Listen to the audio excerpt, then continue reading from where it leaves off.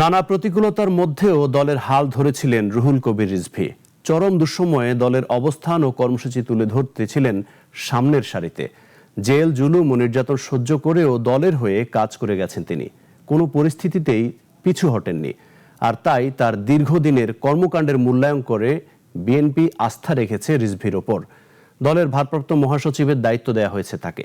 বিস্তারিত রাশেদুল কাদের রিপোর্টে। বড় ভয় বলতে পারেন, এটা একটা অনুভূতি বলতে পারেন যে আমি ওইটা ঠিক মতো পালন করার চেষ্টা করব। সেই ক্ষেত্রে যাতে আল্লাহ তাআলা যেন আমাকে সাহস শক্তি দেন। ছাত্র জীবন থেকেই রাজনীতিতে সক্রিয় রুহুল কবির রিজভী। শুরুতে বামপন্থীর ছাত্র ইউনিয়নের রাজনীতির সঙ্গে যুক্ত থাকলেও পরবর্তীতে যোগ দেন ছাত্র দলে। দায়িত্ব পালন করেছেন রাজশাহী বিশ্ববিদ্যালয়ের ভিপি এবং কেন্দ্রীয় ছাত্র দলের সভাপতি হিসেবে। কুড়িগ্রাম জেলায় জন্ম নেওয়া রুহুল কবির রিজভী রাজশাহী বিশ্ববিদ্যালয় থেকে পড়াশোনা শেষ করেন।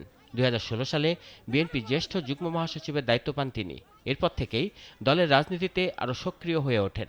আগলে রাখেন বিএনপির কেন্দ্রীয় কার্যালয়। মির্জা ফখরুলকে রাষ্ট্রপতি পদে প্রার্থী করার পর থেকেই তা ছেড়ে দেওয়া মহাসচিবের পদে কে আসছেন তা নিয়ে বিএনপিতে শুরু হয় আলোচনা। দলের একাধিক জ্যেষ্ঠ নেতার নাম আলোচনায় এলেও শেষ পর্যন্ত দীর্ঘদিনের পরীক্ষিত নেতা রিজভীর উপরেই আস্থা রাখে দল। ছাত্রদলের সাবেক কেন্দ্রীয় সভাপতি রিজভী দীর্ঘ সময় ধরে বিএনপির কেন্দ্রীয় রাজনীতিতে সক্রিয়।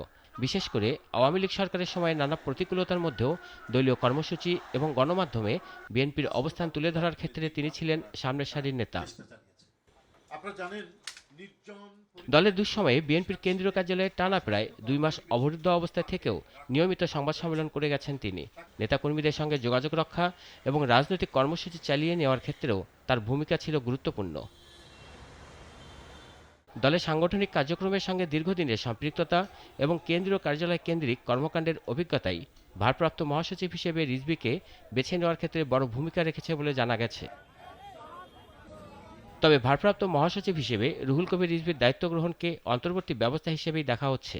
চলতি বছরেই বিএনপি জাতীয় কাউন্সিল করার চিন্তা করছে। কাউন্সিলেই তাকে পূর্ণাঙ্গ মহাসচিব করা হতে পারে।